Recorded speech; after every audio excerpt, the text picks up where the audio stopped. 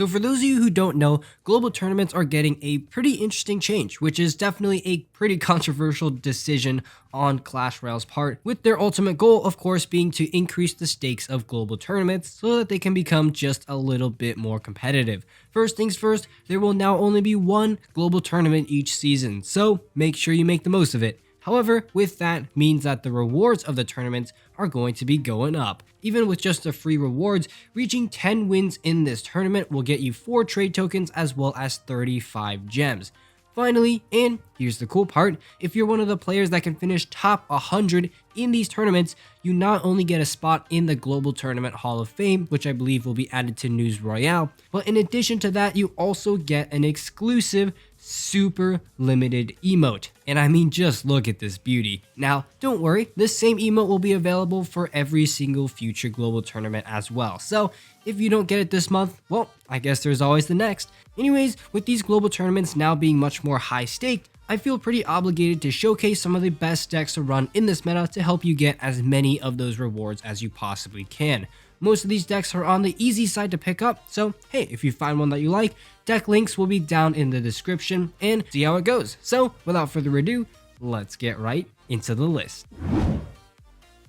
Mega Knight Miner. Now, Mega Knight Miner is one of the newest decks that has been popping up everywhere in this meta, but it's also one of the most popular currently, so it's definitely a good deck to choose for this challenge. Now, the basis of this deck is pretty simple. It's a hybrid between the popular Miner Wallbreakers deck as well as a Mega Knight Bridge Spam type 2. Now, if there's one thing you need to know about both of those archetypes, it's that they play pretty aggressively, so that definitely applies to this deck. In single elixir, you're mainly going to be cycling your cheap cards, goblins, bandit at the bridge, miner on the tower, splitting your wall breakers, and so on and so forth, just to keep the pressure up so that your opponent is going to be constantly on their toes. This type of gameplay is almost essential against bigger decks such as the Pekka, the Giant, the Golem, and the Lava Hound. Because even though you have things such as the Musketeer and the Mega Knight, which do a good job against those kind of tanky units, you still want to push opposite lane with your troops so that your opponent has to spend elixir defending, resulting in them not being able to build up that big of a push in the first place.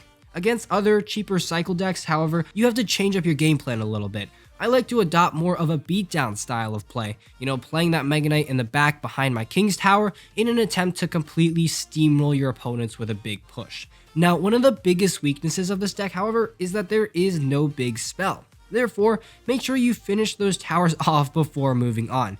You can play a lot of mind games by simply switching your miner placements every time, causing your miners to get a lot more damage on the tower. The last thing you want is to lose a match because you accidentally left a tower on just the smallest amount of HP. But all in all, it's a very solid deck in this meta and also pretty easy to run. Pekka Bridge Spam. Now, Pekka Bridge Spam is a deck that is quite similar to the Mega Knight deck that I just featured, except that it's a much slower deck, so this requires a lot less micromanagement of the cards. Now, of course, there's also the variation with the Poison and the Battle Ram, and both variations work just fine. I just prefer the Ram Rider Lightning variation because why not?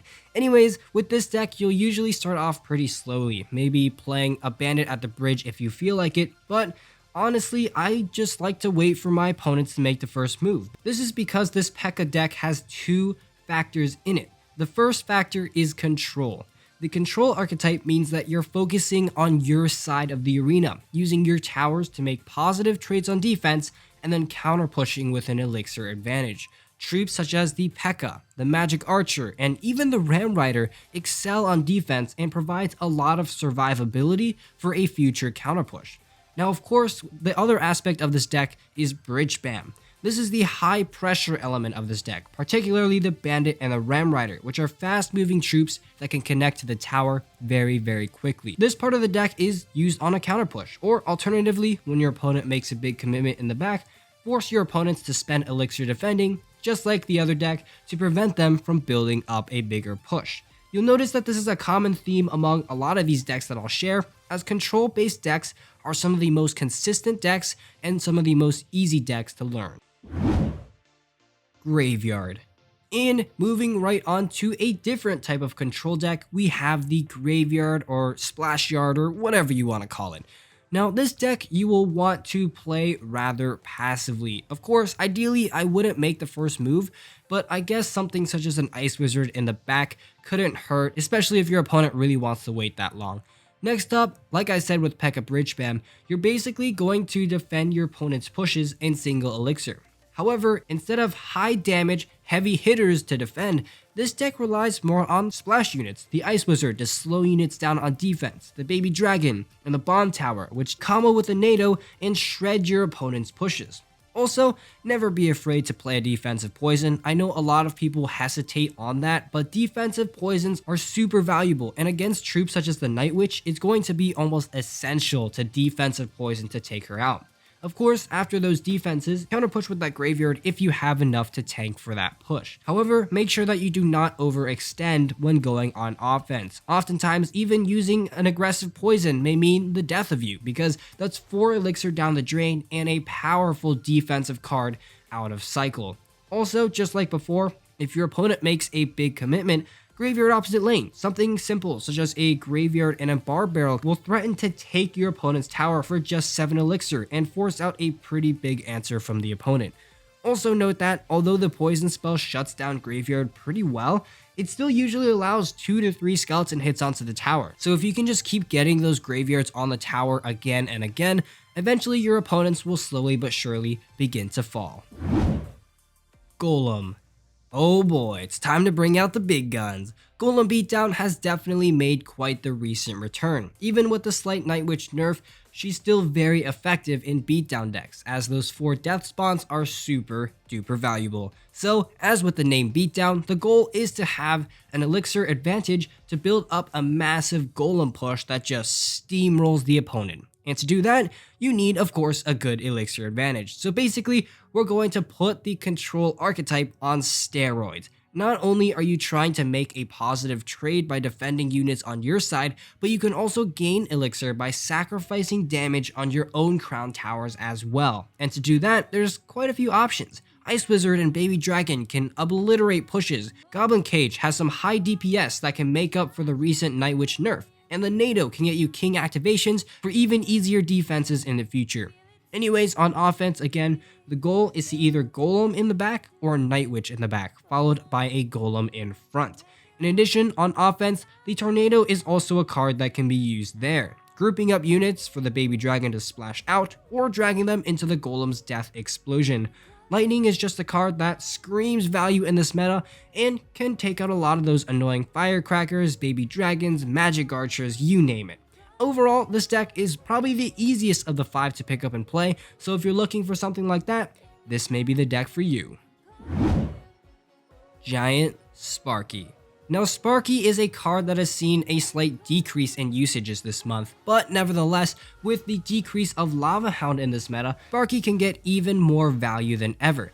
Now, this deck is a mix between control and beatdown. You're prioritizing defending first, but you're also able to play a Giant or a Sparky in the back in an attempt to build up a big push.